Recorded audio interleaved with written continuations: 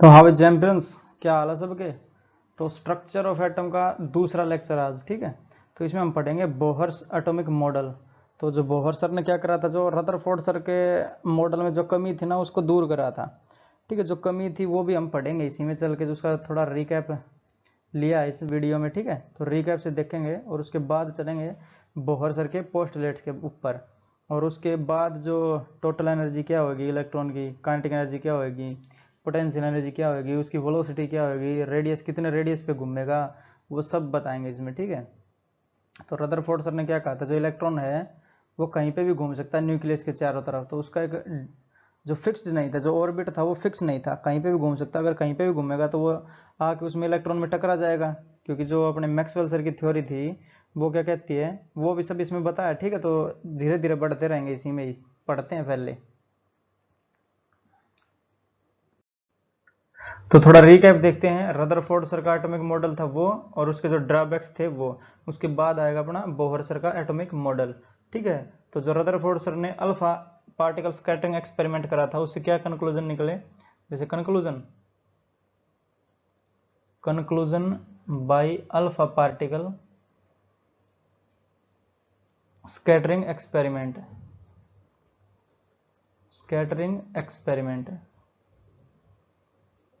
जो Rutherford sir ने alpha particle scattering experiment करा, उससे क्या कंक्लूजन निकले, उन्होंने बताया जो पॉजिटिव चार्ज है वो बिल्कुल सेंटर में है, एटम के सेंटर में बिल्कुल पॉजिटिव चार्ज है, जो अल्फा पार्टिकल वाला करा था एक्सपेरिमेंट उससे। जैसे ये जो पॉजिटिव चार्ज दिखाया मैंने, ये बिल्कुल सेंटर में दिखाया, और जो पॉजिटिव चार्ज है इसको नाम दिया है न्यूक्लियस, ठीक है, न्यूक्लियस। और जो इलेक्ट्रॉन बताए वो बताए न्यूक्लियस के अगल बगल चक्कर काटेंगे। तो मैंने एक पर्टिकुलर ऑर्बिट बनाई है, ये इसमें मैं इलेक्ट्रॉन को दिखा रहा हूँ, ठीक है। तो मैंने ये दिखाया इलेक्ट्रॉन यहाँ पे, तो इस ऑर्बिट में चक्कर काट रहा है। तो जो रदरफोर्ड सर के अनुसार ये जो इलेक्ट्रॉन है ये कहीं भी चक्कर काट सकता है, यहाँ पे काट सकता है, यहाँ पे काट सकता है, यहाँ पे काट सकता है, या फिर यहाँ पे भी और बाहर भी कहीं भी काट सकता है, इधर उधर, ठीक है। सब जगह चक्कर काट सकता है ये। तो ये था अपना रदरफोर्ड सर का एटॉमिक मॉडल, बट ये फेल हो गया, क्यों। तो इसके ड्रॉबैक्स में यहाँ पे लिख देता हूँ क्यों फेल हुआ। ड्रॉबैक्स, ये क्यों फेल हुआ, जो रदरफोर्ड सर का एटॉमिक मॉडल था वो क्यों फेल हुआ। ये फेल हुआ क्यों, जो पहले वाला था वो रीजन है यहाँ पे, he can not explain stability of atom,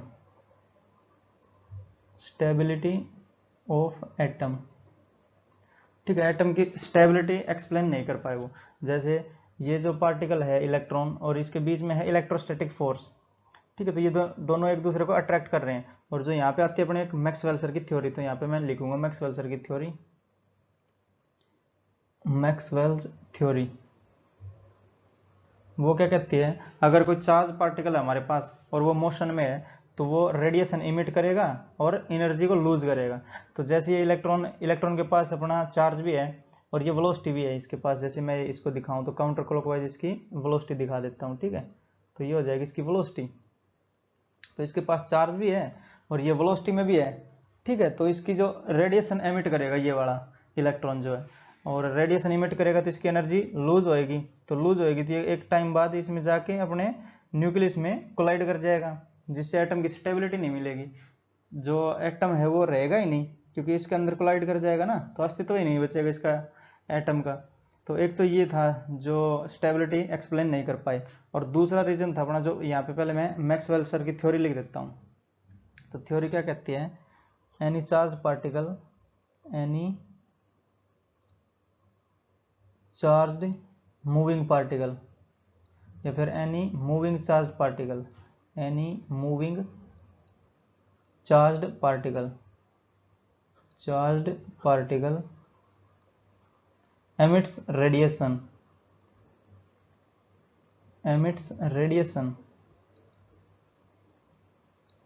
and loses energy, ठीक। अगर ये जो इलेक्ट्रॉन है ये घूमता घूमता एनर्जी लूज करेगा, तो एक टाइम आएगा जब ये न्यूक्लियस में कोलाइड कर जाएगा, और जो अपना स्टेबिलिटी एटम की वो खत्म हो जाएगी, ठीक है। तो ये जो मैक्सवेल सर है इसकी थ्योरी एक्यूरेट है। ये वाला ही गलत मिला है, ठीक है। तो एक तो पहले वाला ड्रॉबैक तो ये हो गया कि स्टेबिलिटी को नहीं समझा पाए। दूसरा क्या हो जाएगा यहाँ पे, जो दूसरी ड्रॉबैक है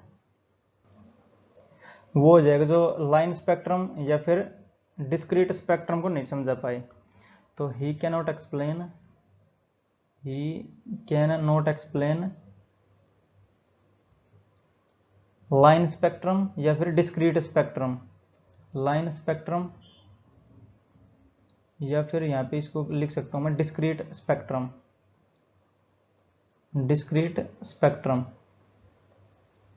तो ये क्या हो जाएगा, जो अपना जो सेकंड पार्ट है, जो इसका ड्रॉबैक है, ये क्या हो जाएगा, जैसे हम यहाँ पे कोई गैस ले रहे हैं यहाँ पे, तो एक यहाँ पे मैंने बर्तन लिया कोई और इसमें मैंने भर दिया गैस, गैस के पार्टिकल्स, ठीक है। तो जैसे ये कोई गैस है, हाइड्रोजन हीलियम कुछ भी ले सकते हैं यहाँ पे, और मैंने यहाँ से एक वाइट लाइट पास करी इसके अंदर से, जो बीकर है या फिर ये जार है इसके अंदर से मैंने वाइट लाइट पास करी, वाइट लाइट। तो क्या हुआ, जैसे ये पार जाएगी इधर, तो यहाँ पे मैंने एक लगाई स्क्रीन, और स्क्रीन पे ऑब्जर्व करना, जैसे ये विबगयोर होता है, विबगयोर, तो ये मान लेते हैं अपना है विबगयोर। तो ये ऐसी आनी थी, विबगयोर जैसी आनी थी यहाँ पे, बट यहाँ पे हमें वॉयलेट इंडिगो तो दिखा, बट जो हमारा ब्लू और ये जो ग्रीन है ये गायब हो गया। तो ये वाला जो स्पेक्ट्रम है वो समझा नहीं पाए। जैसे ये वी दिखा, आई दिखा, और यहाँ से जो बी और जी और वाई मान लेते हैं ये हो गए गायब, ठीक है, ये सारे गायब हो गए। तो जो ये स्टेबिलिटी और जो अपना लाइन स्पेक्ट्रम या फिर डिस्क्रीट स्पेक्ट्रम समझाने के लिए आया था अपना बोहर सर का मॉडल। तो बढ़ते अपने बोहर सर के मॉडल की ओर। तो अब है अपना बोहर एटॉमिक मॉडल। तो इन्होंने एक मॉडिफिकेशन करा था रदरफोर्ड सर के जो एटॉमिक मॉडल था उसमें। तो इनके पोस्टुलेट्स देख लेते हैं पहले क्या क्या थे। Postulates of Bohr's atomic model, Bohr's atomic model. तो इनका पहला पोस्टुलेट क्या हो जाएगा, जैसे जो रदरफोर्ड सर ने न्यूक्लियस की खोज कर दी थी तो उन्होंने बताया atom has a centre called nucleus. तो वो सेम का सेम पॉइंट यहाँ पे ले लिया, ठीक है। तो atom has a centre called nucleus,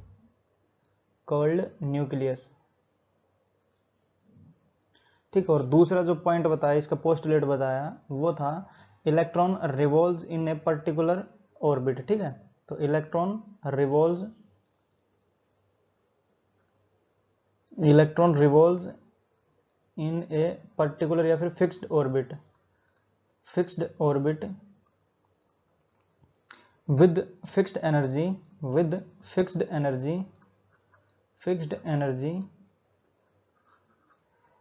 and with fixed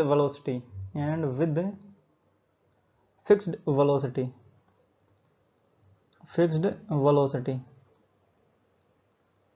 around the nucleus। जैसे क्या बोल रहे हैं, इलेक्ट्रॉन रिवॉल्व करेगा फिक्स्ड ऑर्बिट में फिक्स्ड एनर्जी के साथ और विद फिक्स्ड वेलोसिटी। तो जो इलेक्ट्रॉन घूमेगा उसकी वेलोसिटी भी फिक्स होएगी, ठीक है। अगर न्यूक्लियस के चारों ओर घूमना उसको तो एक फिक्स्ड ऑर्बिट में घूमेगा, फिक्स्ड एनर्जी के साथ घूमेगा और उसकी वेलोसिटी भी फिक्स्ड रहेगी। जैसे जो रदरफोर्ड सर थे वो क्या कह रहे थे, कहीं भी घूम सकता है इलेक्ट्रॉन न्यूक्लियस के चारों ओर, ठीक है। बट इन्होंने क्या कहा, एक फिक्स्ड ऑर्बिट में घूमेगा। अगर इनका मैं बनाऊँ यहाँ पे, तो यहाँ बना लेता हूँ इनका जो एटॉमिक मॉडल है वो। जैसे जो इसका सेंटर लूंगा वो हो जाएगा अपना, जैसे ये एक मैंने पर्टिकुलर ऑर्बिट बनाई है और जो इसका सेंटर हो जाएगा वो हो जाएगा न्यूक्लियस, ठीक है। तो ये हो जाएगा अपने न्यूक्लियस, और जो इलेक्ट्रॉन घूमेगा ये घूमेगा इस ऑर्बिट में, और ये ऑर्बिट है फिक्स्ड। जैसे पिछली बार क्या था, जो रदरफोर्ड सर का था वो मैंने दिखाया तो यही था, बट वो कहीं भी दिखा सकते, यहाँ पे बना सकते थे, यहाँ पे भी, यहाँ पे भी, यहाँ पे भी, कहीं भी घूम सकता था। और इन्होंने यहाँ पे ठप्पा लगा दिया, अपना घूमेगा इलेक्ट्रॉन तो इसी ऑर्बिट में घूमेगा, कि फिक्स्ड ऑर्बिट है, ठीक है। तो मैं यहाँ लिख देता हूँ फिक्स्ड ऑर्बिट, और इसकी जो वेलोसिटी है इलेक्ट्रॉन की वो भी फिक्स्ड रहेगी। तो यहाँ पे लिख देता हूँ फिक्स्ड वेलोसिटी के साथ ही। तो वेलोसिटी जो है, वेलोसिटी वो रहेगी फिक्स्ड, ठीक है। और जो इसकी एनर्जी भी रहेगी वो भी फिक्स्ड रहेगी।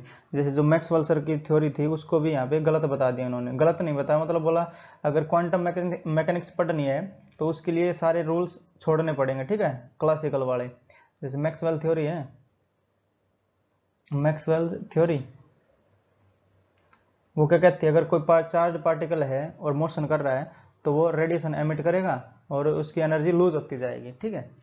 तो इस केस में उन्होंने ये बता दिया कि जो मैक्सवेल की थ्योरी है ये क्वांटम मैकेनिक्स पे अलाउड नहीं होएगी, ठीक है, नहीं लगेगी ये क्वांटम मैकेनिक्स पे। जो इलेक्ट्रॉन हो गए, प्रोटॉन हो गए, उनके ऊपर ये वाली थ्योरी फेल कर जाएगी, नहीं लगेगी। उन्होंने ठप्पा लगा दिया अपना, जैसे इलेक्ट्रॉन है वो इसी ऑर्बिट में रिवॉल्व करेगा, या तो यहाँ करेगा या फिर यहाँ पे बना लो एक सर्कल तो यहाँ पे करेगा, सर्कुलर ऑर्बिट में करेगा ये। फिक्स्ड सर्कुलर ऑर्बिट लिख देता हूँ मैं यहाँ पे, सर्कुलर ऑर्बिट, ठीक है। तो यहाँ पे मैक्सवेल थ्योरी को भी मना कर दिया कि यहाँ नहीं लगेगी। तो ये था इनका सेकंड पोस्टुलेट। और जो इनका तीसरा पोस्टुलेट था, थर्ड, तो मैं यहाँ पे व्हाइट पेन से लिख देता हूँ। जो थर्ड पोस्टुलेट था वो क्या कहता है, अगर जो इलेक्ट्रॉन घूमेगा वो जो ऑर्बिट रहेगी ये वाली, उसका एंगुलर मोमेंटम क्वांटाइज्ड रहेगा। तो यहाँ जो इसकी थर्ड कंडीशन आती है वो आती है क्वांटाइजेशन ऑफ एंगुलर मोमेंटम, ठीक है, quantization condition, quantization condition, quantization.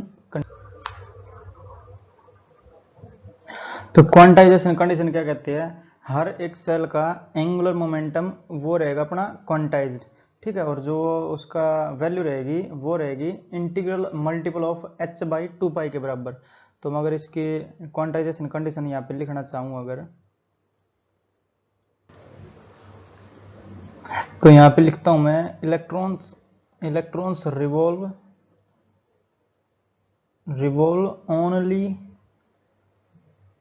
only in those circular orbits, only in those circular orbits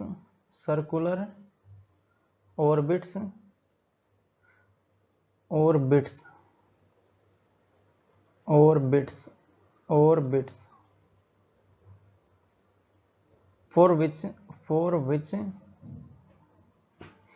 angular momentum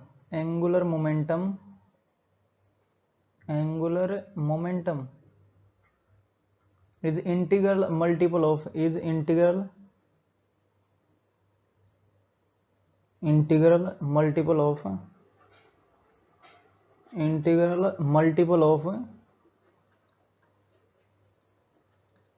h/2 पाई, ठीक है। जो एंगुलर मोमेंटम हो जाएगा वो h/2 का इंटीग्रल मल्टीपल होगा। तो यहाँ पे मैं लिखूंगा जो L है अपना वो बराबर हो जाएगा NH और बाई 2 जो N है यहाँ पे वो है इंटीग्रल मल्टीपल, ठीक है, इंटीजर है, कोई इंटीजर है। जैसे अगर पहली सेल लें तो n की वैल्यू 1, दूसरी सेल लें अगर तो n की वैल्यू 2, तीसरी सेल लें अगर तो n की वैल्यू 3, और जो h है यहाँ पे ये है अपना प्लैंक्स कांस्टेंट। तो जो h हो जाएगा वो हो जाएगा Planck constant.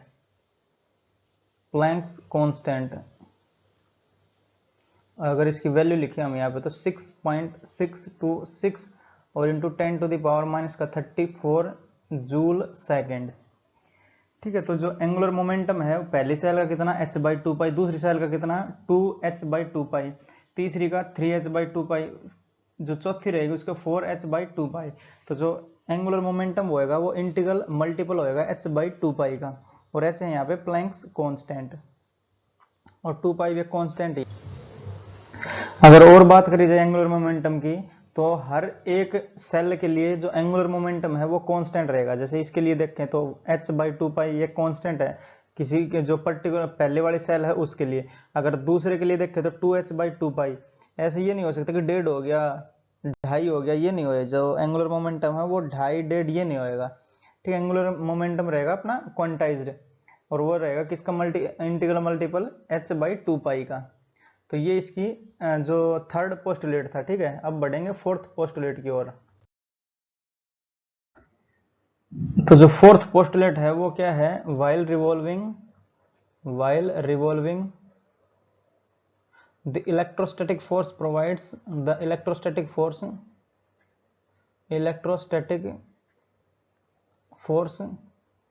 provides the centripetal force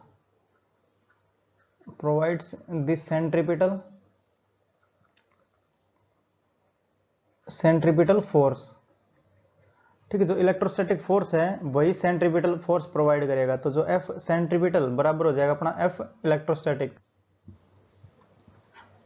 F centripetal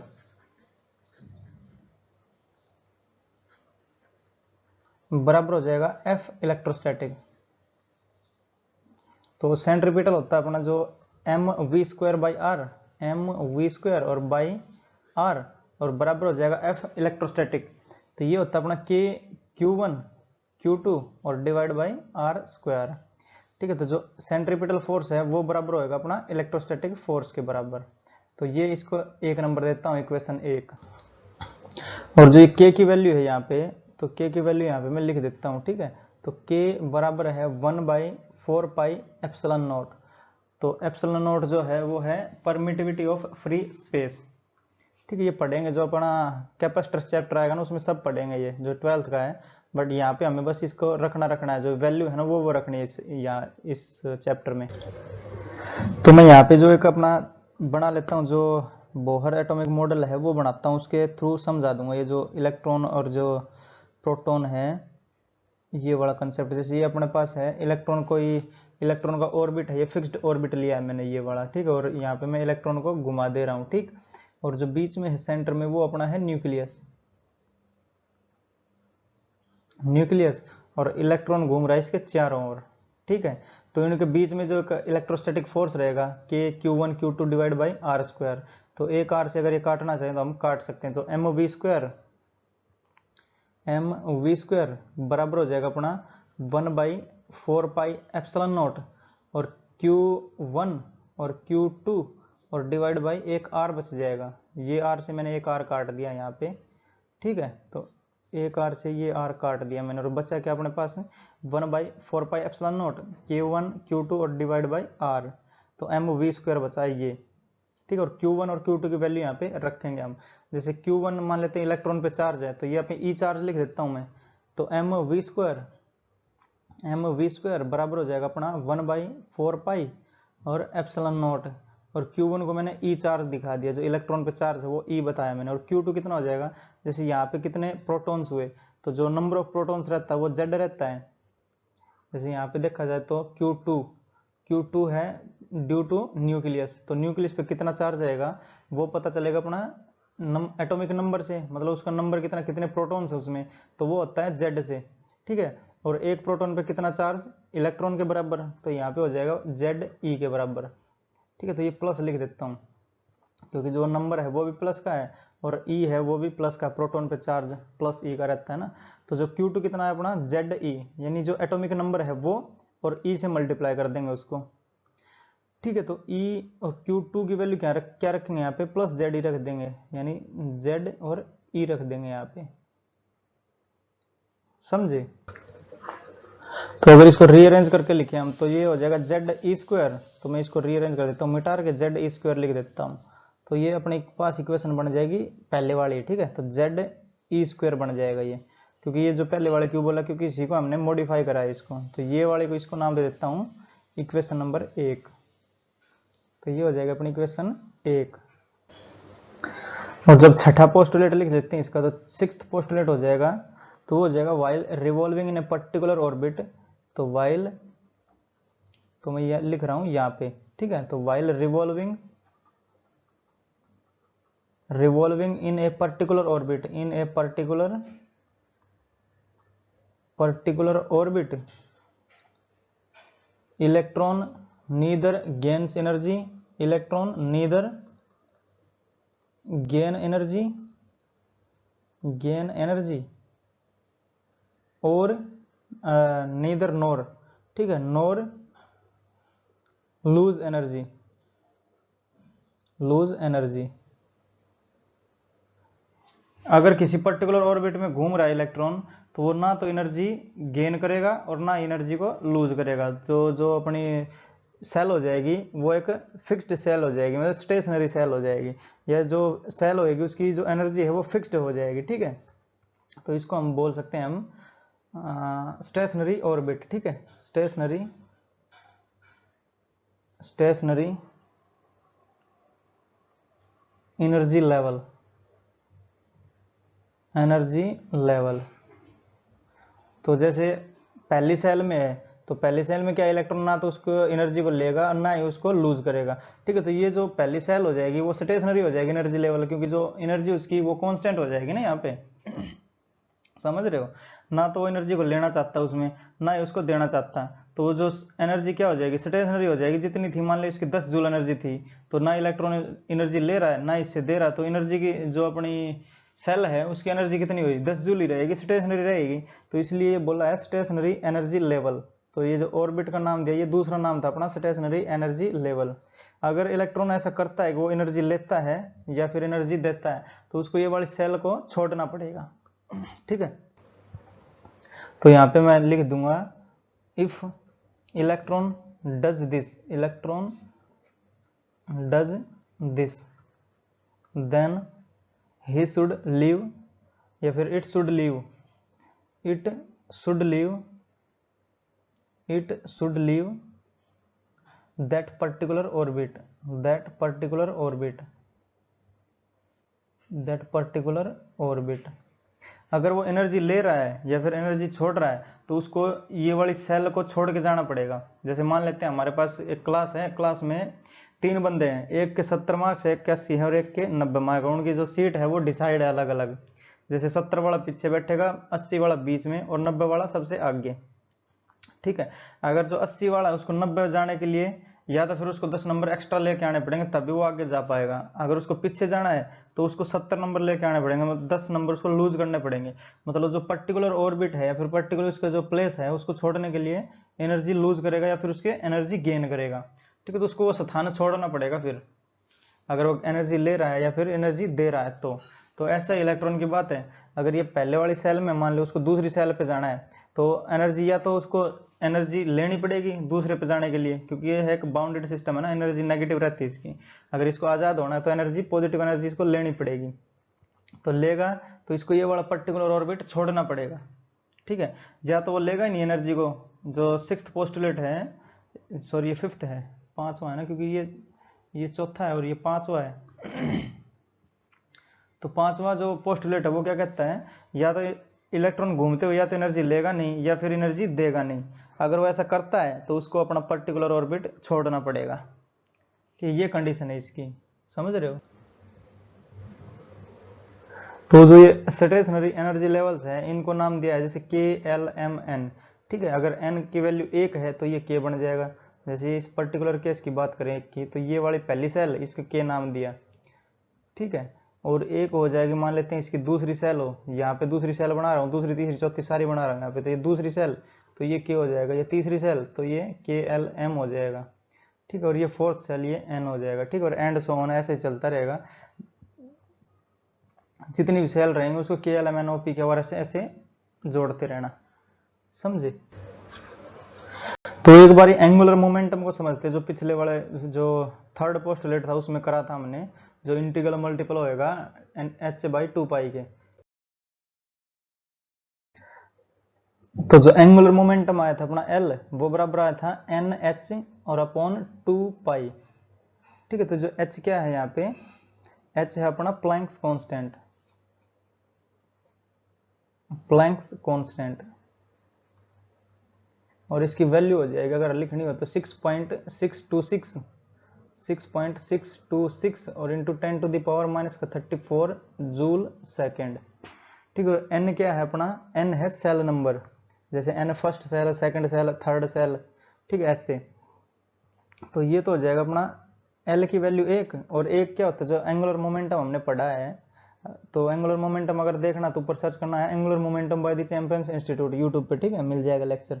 तो ये होता है मोमेंट ऑफ मोमेंटम, तो r क्रॉस p, ठीक है। p की वैल्यू क्या होती है, p बराबर होता है mv के। तो ये p की वैल्यू यहाँ पे हम पुट कर देंगे, तो l कितना हो जाएगा अपने पास, l बराबर हो जाएगा r क्रॉस mv, और r और v दोनों वेक्टर हैं, एक वेक्टर क्वांटिटी है दोनों।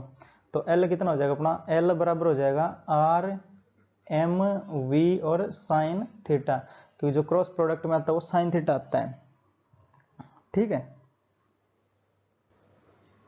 और r और v की वैल्यू कितनी हो जाएगी यहाँ पे, अगर पर्टिकुलर केस बात करें हम यहाँ, तो जैसे ये मैं मान लेता हूँ अपना एक पर्टिकुलर ऑर्बिट, और यहाँ पे हो जाएगी इसकी न्यूक्लियस, ठीक है। और इलेक्ट्रॉन घूम रहा है, मान लेते हैं हम यहाँ पे घूम रहा है इलेक्ट्रॉन इस पर्टिकुलर ऑर्बिट में, ठीक।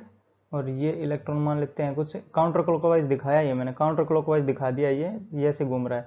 तो ये v और ये इसकी रेडियस हो जाएगी, इसको r को हम और बढ़ा देते हैं यहाँ पे।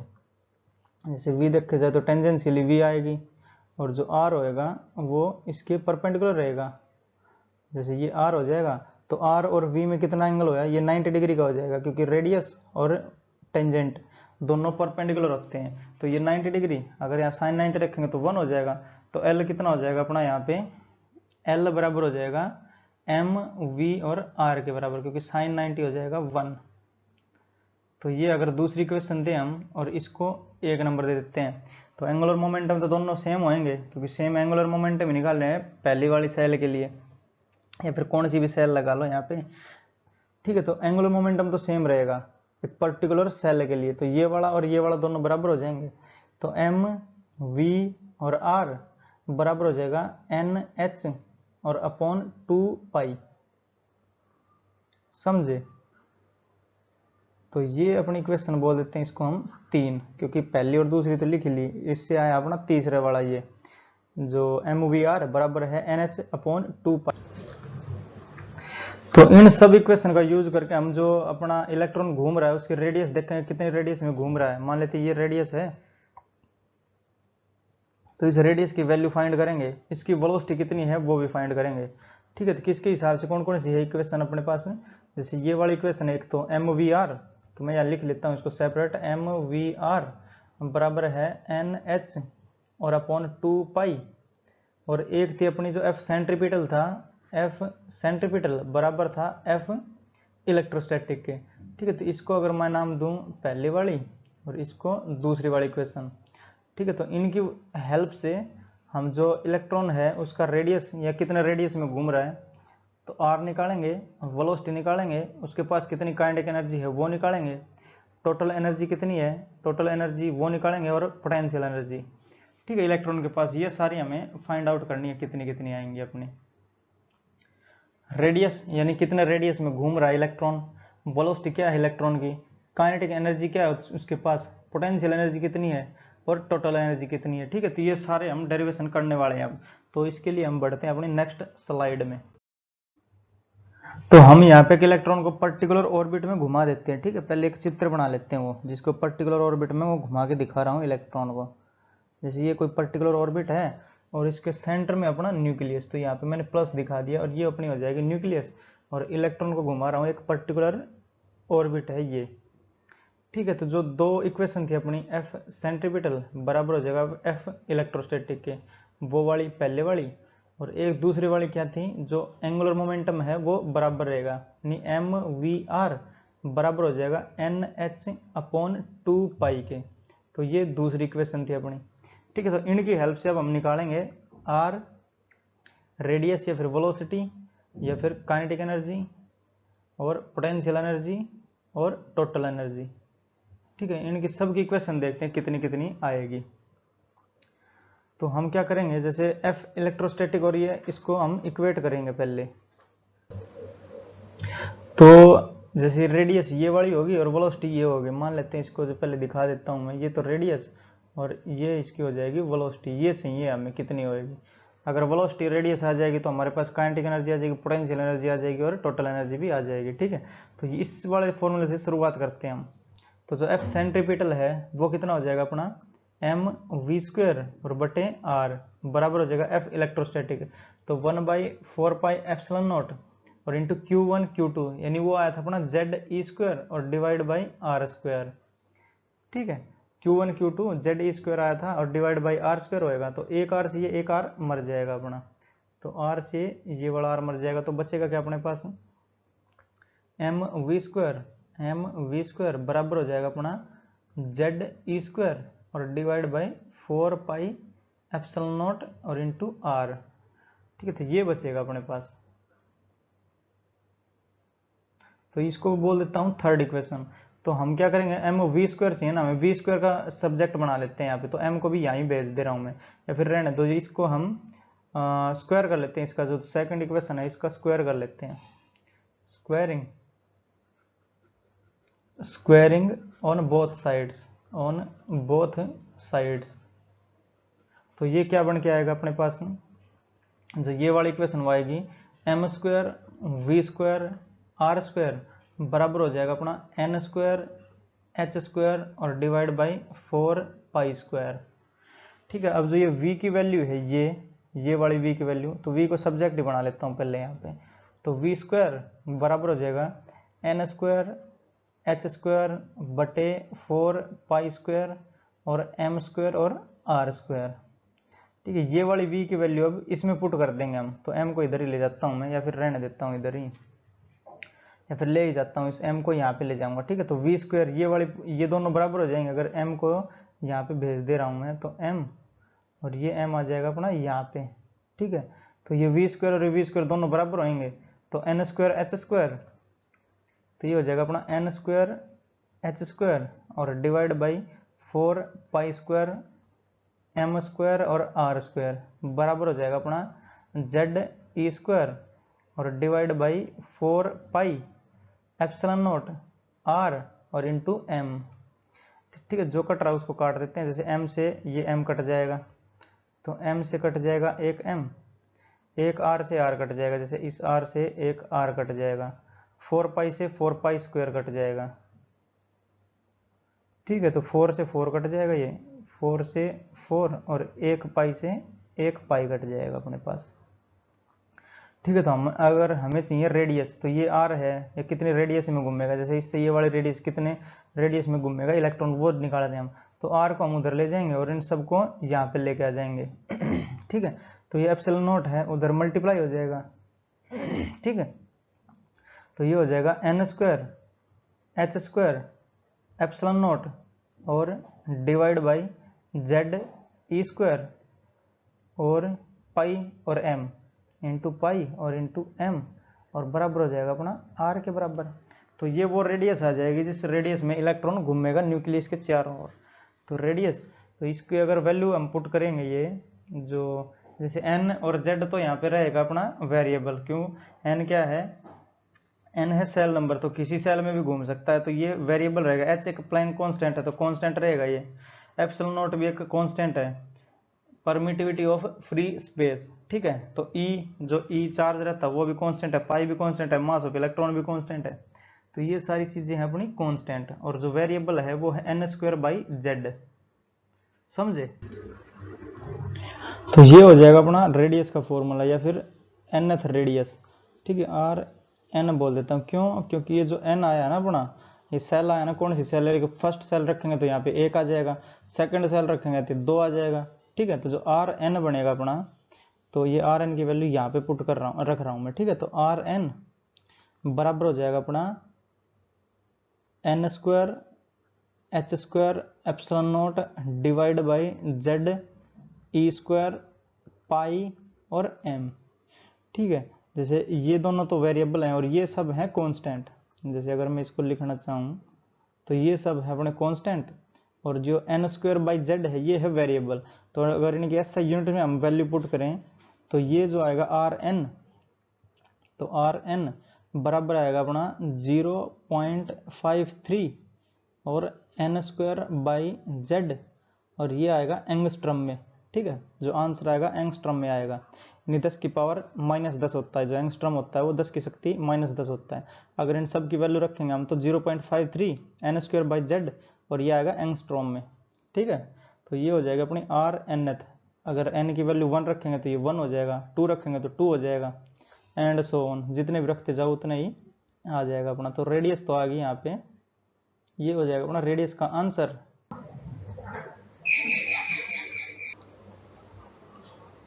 तो यहाँ बात करते हैं हम जो हाइड्रोजन एटम है उसकी फर्स्ट सेल की। तो यहाँ पे जो रेडियस ऑफ फर्स्ट हो जाएगा, तो R1 फॉर हाइड्रोजन एटम बराबर हो जाएगा अपना 0.53, और फर्स्ट सेल की बात करें तो ये हो जाएगा 1 का स्क्वायर यानी 1, और डिवाइड बाई जेड यानी एटॉमिक नंबर 1 हो जाएगा इसका, तो ये भी 1, और ये आ जाएगा एंगस्ट्रॉम में। ठीक है, तो जो रेडियस है पहले इलेक्ट्रॉन की वो कहाँ घूमेगा, जो पहली रेडियस है इलेक्ट्रॉन की वो कहाँ घूमेगा, 0.53 एंगस्ट्रॉम की रेडियस रहेगी उसकी, क्योंकि जो अपना एटम रहता है बहुत बहुत छोटा रहता है ना। तो ये जैसे दिखने में बड़ा दिखाया मैंने ताकि समझ में आ जाए, बट ये बहुत छोटे छोटे रहते हैं। एंगस्ट्रॉम में आ रही है ना 10 की शक्ति -10, समझ रहे हो। तो R2 अगर देखें हम तो R2 कितना हो जाएगा, R2 यानी सेकंड सेल है, रेडियस ऑफ सेकंड सेल, तो ये हो जाएगा 0.53 और इनटू n है अपना 2, तो 2 का स्क्वायर 4 हो जाएगा यहाँ पे। तो हाइड्रोजन के लिए बात कर रहे हैं हम, ये जो अपना बोहर सर का एटॉमिक मॉडल वैलिड है वो है हाइड्रोजन या फिर हाइड्रोजन लाइक स्पीसी के लिए, ठीक है। तो ये 4 हो जाएगा और डिवाइड बाई 1 रहेगा, तो 4 5 20, 4 3 12, जो भी आंसर आएगा वो एंगस्ट्रॉम में आ जाएगा इसका, ठीक है। और अगर तीसरे की देखें तो 3 3 9 हो जाएगा, ऐसे ही चलता रहेगा ये। तो जो ये वैलिड है ये है हाइड्रोजन या फिर हाइड्रोजन लाइक स्पीसी के लिए। तो हाइड्रोजन लाइक स्पीसी मतलब जैसे हीलियम की बात करें हम, तो हीलियम, तो जो ये वैलिड रहेगा हीलियम प्लस के लिए रहेगा, तो हीलियम प्लस। लिथियम की बात करें तो लिथियम और प्लस प्लस, क्योंकि लिथियम का जो नंबर है वो है 3, एटॉमिक नंबर है 3, हाइड्रोजन हीलियम लिथियम। तो हाइड्रोजन में 1 रहता है तो 2 इलेक्ट्रॉन हमें इसमें लूज करने पड़ेंगे पहले, तब ये वैलिड रहेगा इसके लिए। जैसे 2 इलेक्ट्रॉन लूज करें तो 2 पॉजिटिव चार्ज आएंगे यहाँ पे। अगर बेरिलियम की बात करें, बेरिलियम के लिए 3 इलेक्ट्रॉन लूज करने पड़ेंगे हम, तब ये जाके बनेगा हाइड्रोजन लाइक स्पीसी, ठीक है। इनके लिए सबके लिए वैलिड है, क्योंकि जो देखा गया ना जो लिथियम का था, अगर हम लिथियम की बात करें जो एटॉमिक नंबर 3 है उसका, तो पर्टिकुलर केस के लिए बात करें, अगर 2 इलेक्ट्रॉन बाहर ना करें तो उनकी जो रेडियस है वो अलग आ रही थी इनसे, जो अपने बोहर सर से जो निकाल रहे थे वो, और ये मैच नहीं कर रही थी, इसलिए जो ये और हाइड्रोजन लाइक स्पीसी है उसके लिए एक्यूरेट मैच कर रही थी। ये जो वैलिड रहेगा अपना हाइड्रोजन या फिर हाइड्रोजन लाइक स्पीसी के लिए वैलिड रहेगा अपना। तो अब बढ़ेंगे हम वेलोसिटी निकालेंगे, जो रेडियस तो निकाल लिए, तो अब निकालेंगे हम वेलोसिटी, कितनी वेलोसिटी से घूमेगा किसी ऑर्बिट में। तो हमें निकालनी पड़ेगी जो वेलोसिटी है nth ऑर्बिट की वो कितनी होगी, ठीक है। तो उसके लिए हमें जरूरत पड़ेगी जो रेडियस हमने निकाल लिया वो, तो रेडियस nth की हमें निकालनी पड़ेगी। तो जो आर एन आया था अपना वो n square h square epsilon naught divide by Z E square और पाई और इंटू एम, ये आया था अपना nth सेल के लिए रेडियस, ठीक है। तो हमें वेलोसिटी चाहिए, और एक जो फॉर्मूला था हमारे पास वो था जो एंगुलर मोमेंटम से आया था, एम वी आर बराबर था अपना एन एच और बटे 2 पाई, ठीक है। ये दो फॉर्मूले से हम इसको वेलोसिटी निकल जाएगी हमारी, तो ये दूसरा हो जाएगा, ठीक है। तो हमें चाहिए जैसे वी चाहिए तो आर इधर चला जाएगा और एम वी उधर चला जाएगा, तो कितना बनेगा अपने पास वी बराबर हो जाएगा एन एच और बटे 2 पाई और इंटू एम और आर, ठीक है। ये आर की वैल्यू हम यहाँ पे पुट कर देंगे अब, तो वी एन आ जाएगा ये, तो वी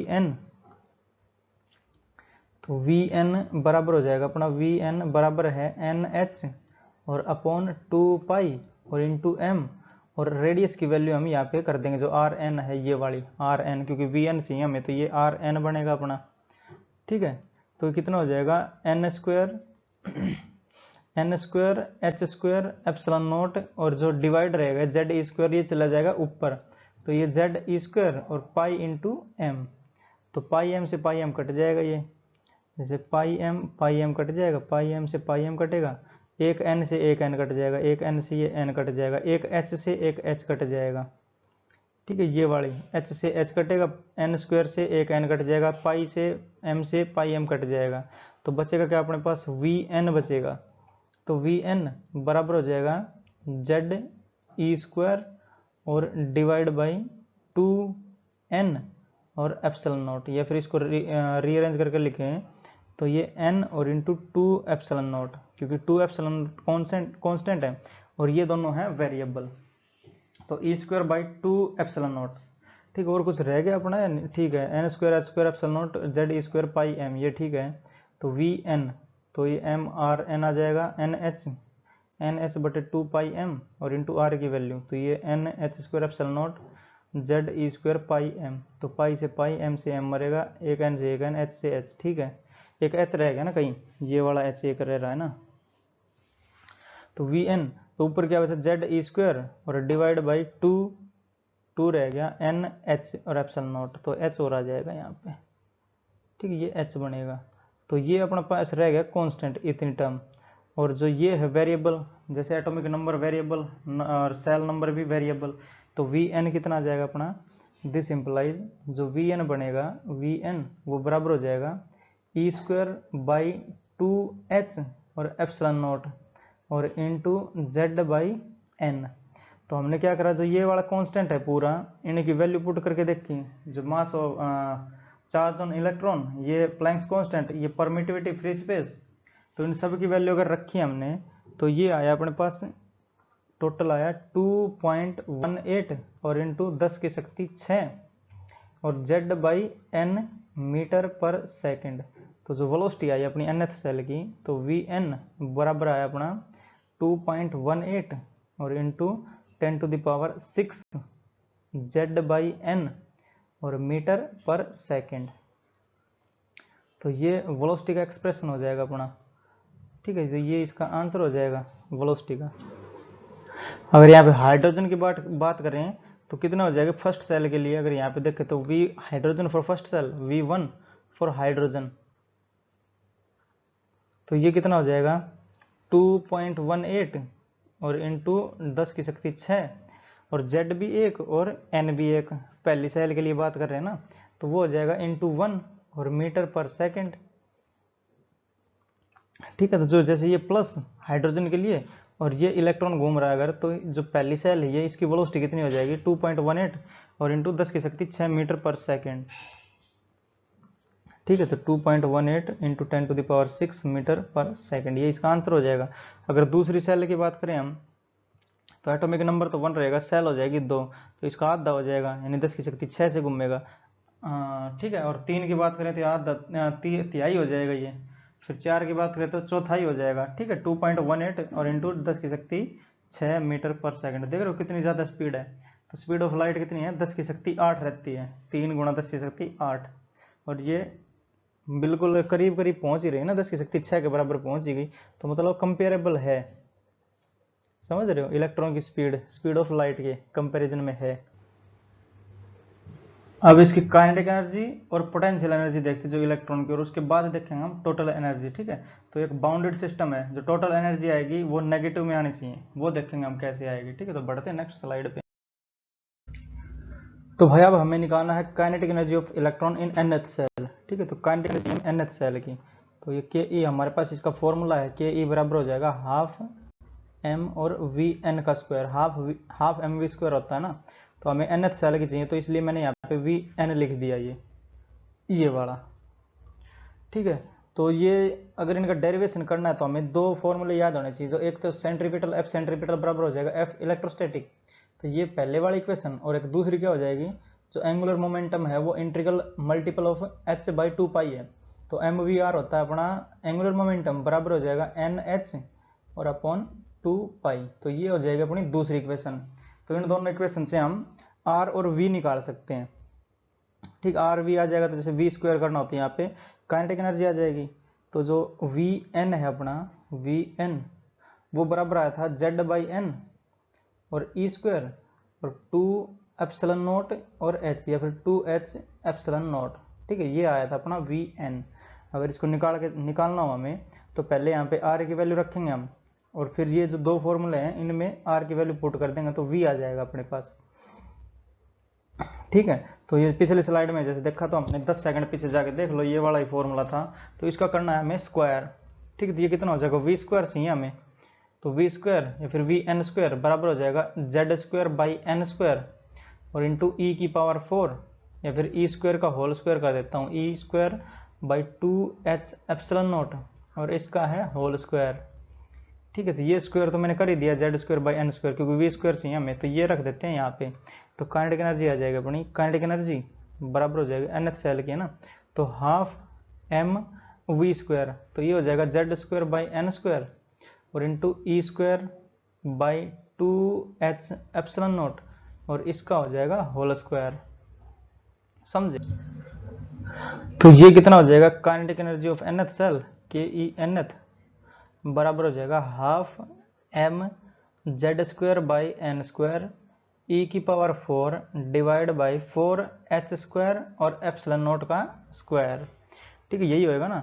ये तो 4 दूनी 8 हो जाएगा ये, तो काइनेटिक एनर्जी हो जाएगा अपना के ई nth सेल के ये, तो 1/8 me⁴ divide by h² epsilon naught का स्क्वायर और इनटू हो जाएगा z² बाई n²। तो ये अपनी आएगी kinetic energy of nth cell.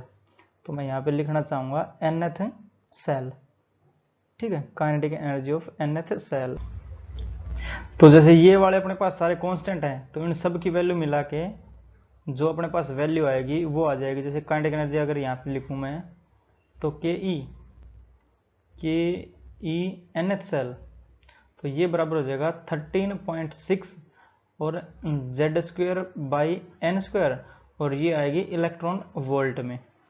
अगर 1 इलेक्ट्रॉन वोल्ट की अगर बात करें हम यहाँ पे, तो 1 इलेक्ट्रॉन वोल्ट बराबर हो जाएगा 1.67 इंटू 10⁻⁻⁻19 जूल। ठीक है, अगर जूल में लिखना हो तो ये वैल्यू लिख देना। जो इलेक्ट्रॉन पे चार्ज रहता है 1.67 इंटू 10⁻⁹ कूलम्ब, ठीक है, और वोल्ट भी है, और जूल बन जाएगा। जो इलेक्ट्रॉन वोल्ट है वो जूल बन जाएगा -19 पे। ठीक है, ये जो आता है ये अपना आता है इलेक्ट्रॉन वोल्ट में। जो काइनेटिक एनर्जी आती है अपनी वो इलेक्ट्रॉन वोल्ट में आती है। ठीक है, इलेक्ट्रॉन वोल्ट, ये अपना आंसर होएगा इसका। ये थोड़ा सा इसका और खुला खुला लिख लेते हैं ना, तो के ई nth सेल ये बराबर हो जाएगा 13.6 z² by n² electron volt. और इलेक्ट्रॉन वोल्ट को अगर कन्वर्ट करना है अपने को, तो ये हो जाएगा अपना कन्वर्जन के लिए 1 इलेक्ट्रॉन वोल्ट बराबर है 1.67 इंटू 10⁻⁻⁹ जूल। ठीक है, ये अपने आंसर हो जाएंगे। अब जैसे हमने देखा काइनेटिक एनर्जी, अब देखते हैं इसकी पोटेंशियल एनर्जी कितनी होगी। तो अब अपना potential energy of nth shell. ठीक है, तो जैसे अगर पोटेंशियल एनर्जी की बात करें तो वैसे तो वो डिफाइंड है नहीं, तो वो जो डिफाइंड है वो है चेंज इन पोटेंशियल एनर्जी, और वो बराबर होता है negative of work done by conservative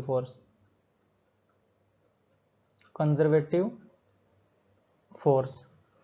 ठीक है, तो इलेक्ट्रोस्टैटिक फोर्स अपने कंजर्वेटिव फोर्स है। जैसे अगर मैं यहाँ पे इलेक्ट्रॉन और एक पर्टिकुलर ऑर्बिट बनाऊँ इलेक्ट्रॉन की, यहाँ पे जैसे ये अपनी एक पर्टिकुलर ऑर्बिट हो जाएगी और इसमें इलेक्ट्रॉन घूमेगा। जैसे ये इलेक्ट्रॉन घूमेगा और यहाँ पे प्लस चार्ज है अपना न्यूक्लियस का। ठीक, ये न्यूक्लियस और ये इलेक्ट्रॉन इसके चारों ओर घूमेगा। तो क्या है, जो चेंज इन पोटेंशियल एनर्जी है वो है नेगेटिव और कंजर्वेटिव फोर्स। तो इलेक्ट्रोस्टैटिक फोर्स एक कंजर्वेटिव फोर्स है, तो एफ इलेक्ट्रोस्टैटिक वो बराबर हो जाएगा अपना के Q1 Q2 और डिवाइड बाई r²।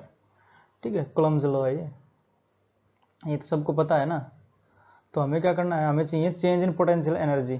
तो पोटेंशियल एनर्जी निकालनी है यहाँ पे, तो ये r मान लेते हैं इसकी डिस्टेंस को हम, न्यूक्लियस से जो घूम रहा है इलेक्ट्रॉन r डिस्टेंस पे घूम रहा है। ठीक है, तो ये मैंने मान ली r डिस्टेंस।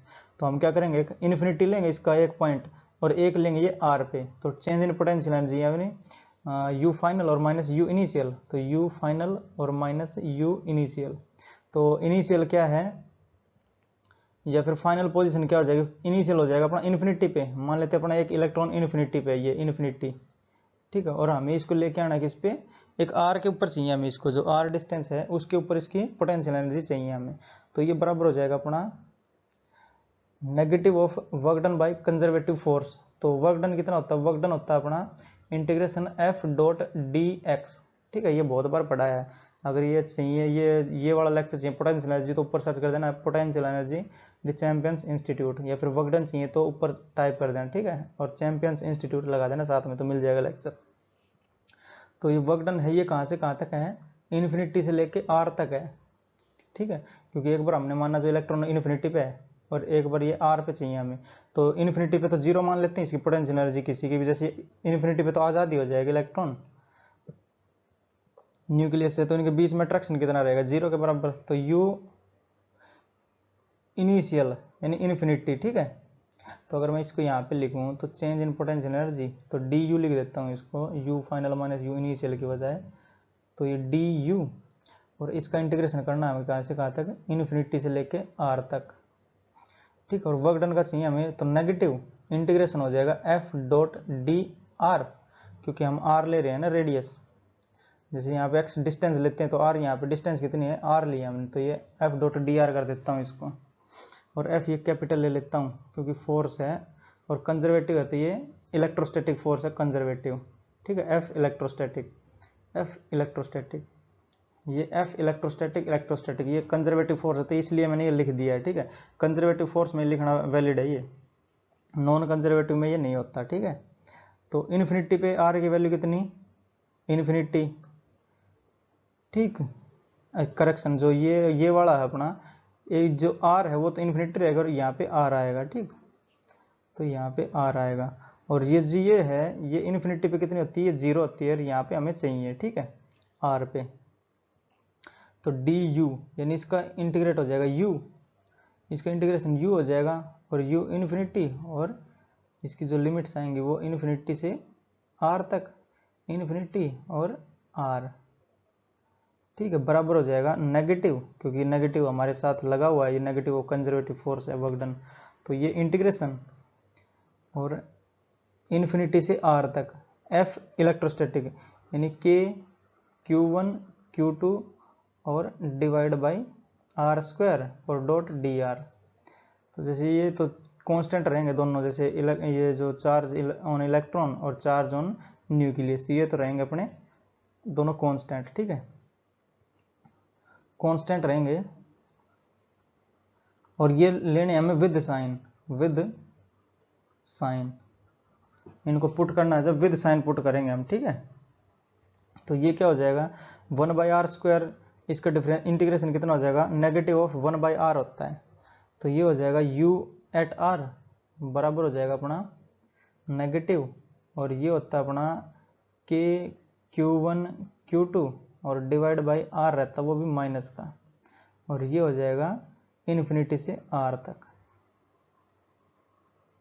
ठीक है। इसमें किसी को कभी अभी तक कोई डाउट, तो u एट आर, तो यही चाहिए हमें, u एट आर चाहिए ना, तो u एट आर बराबर हो जाएगा अपना, ये नेगेटिव नेगेटिव तो हो जाएगा पॉजिटिव, के Q1 Q2 बाई आर हो जाएगा ये, तो के Q1 Q2 और बाई आर, जैसे नेगेटिव नेगेटिव तो पॉजिटिव, आर की जगह आर रखेंगे, एक बार इन्फिनिटी रखेंगे तो समथिंग अपॉन इन्फिनिटी यानी 0 के बराबर हो जाएगा।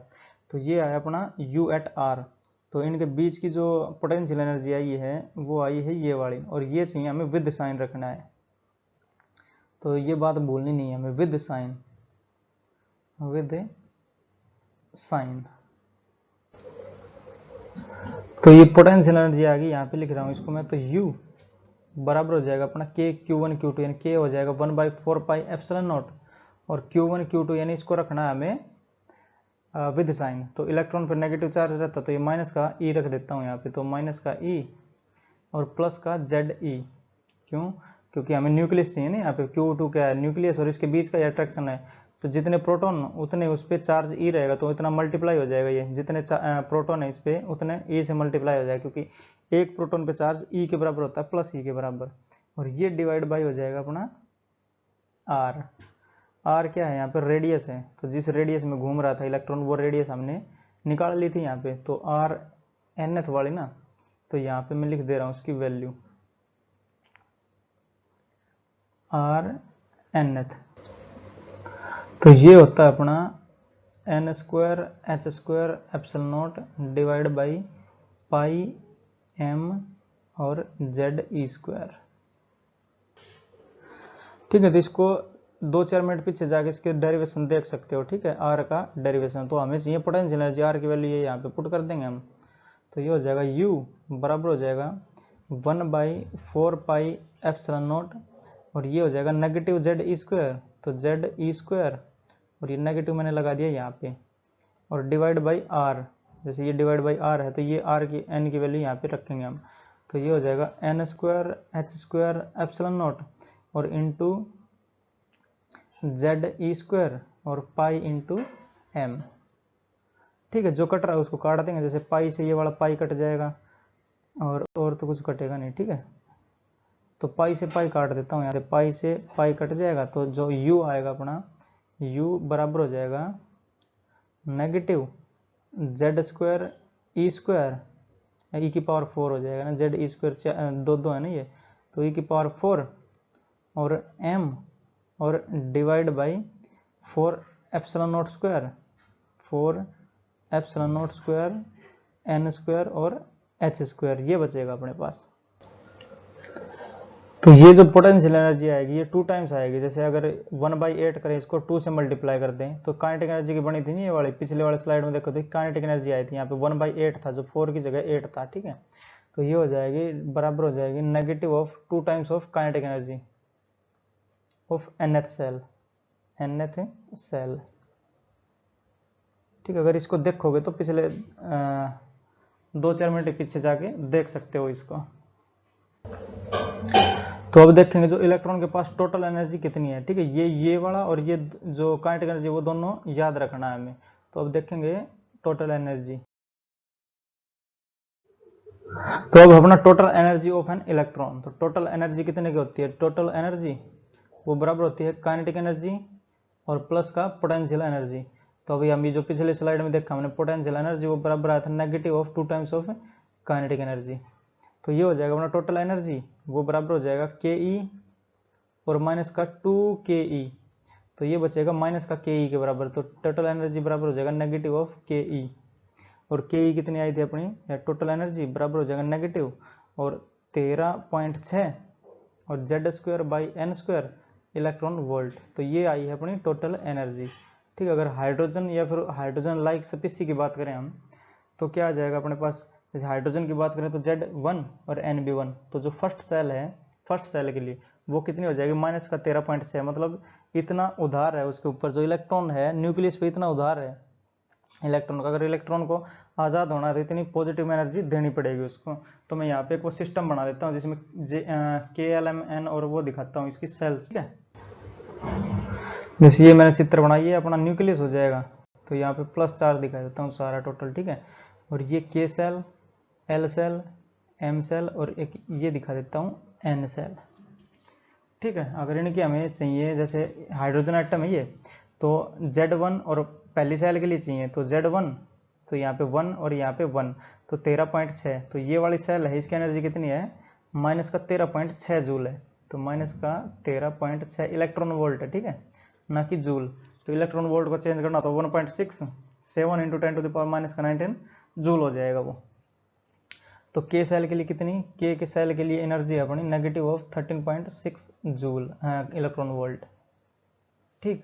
और अब चाहिए एल के लिए, तो एल के लिए नंबर हो जाएगा 2, यहाँ पे तो 2 दूनी 4 हो जाएगा ये, ठीक है। तो 4 करेंगे ये तो 1 रहेगा हाइड्रोजन के लिए, 1 ये हाइड्रोजन या फिर हाइड्रोजन लाइक स्पीसी के लिए, तो 1 और अपॉन 2 का स्क्वायर यानी 4, तो 13/6 और डिवाइड बाई 4, तो 4 × 12, तो ये हो जाएगा जो एल के लिए आएगा वो लगभग आएगा माइनस का 3.4 इलेक्ट्रॉन वोल्ट, ठीक है। जैसे 4 से डिवाइड करा, अब यहाँ से करेंगे हम 3 × 9 से डिवाइड, तो ये KLM इसके लिए कितना आ जाएगा नेगेटिव ही आएगा 13.6 को 9 से डिवाइड कर देंगे हम यहाँ पे, ठीक है। तो 9 एकम 9, 4 6, 9 × 27, 9 × 36, ये 9 × 5 = 45, 1.5 इलेक्ट्रॉन वोल्ट। और जो KLMN एन सेल के लिए जो आएगा वो आ जाएगा नेगेटिव ही आएगा ये भी, और ये कितना हो जाएगा 4 × 16, 16 से करेंगे तो इसको डिवाइड तो 0.85 आएगा ये, तो ठीक है।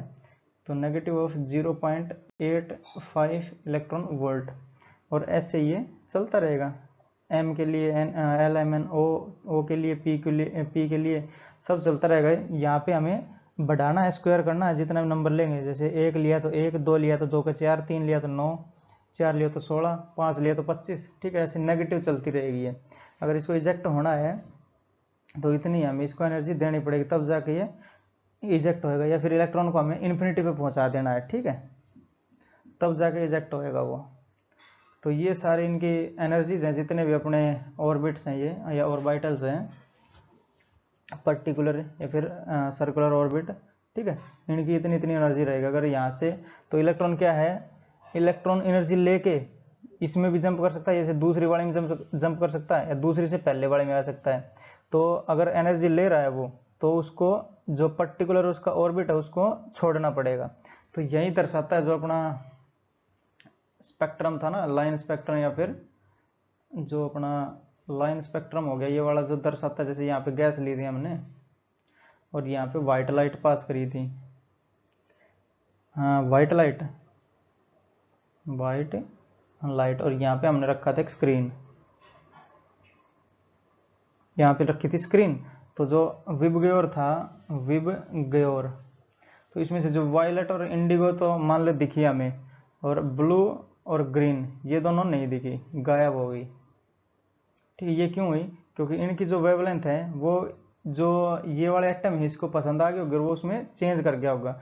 जैसे इनको ये वाली एनर्जी मिलेगी, वेवलेंथ की एनर्जी जो मिलेगी, जो अपना ब्लू और ग्रीन जो है इसकी वेवलेंथ मिलेगी, तो एक्साइट स्टेट में चला जाएगा।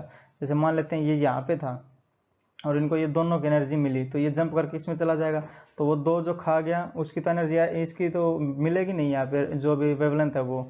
ठीक है, तो ये एटॉमिक स्पेक्ट्रम या फिर लाइन स्पेक्ट्रम को भी दर्शाता है, जो बोहर मॉडल था वो। बट इसमें भी ड्रॉबैक्स थे इसके,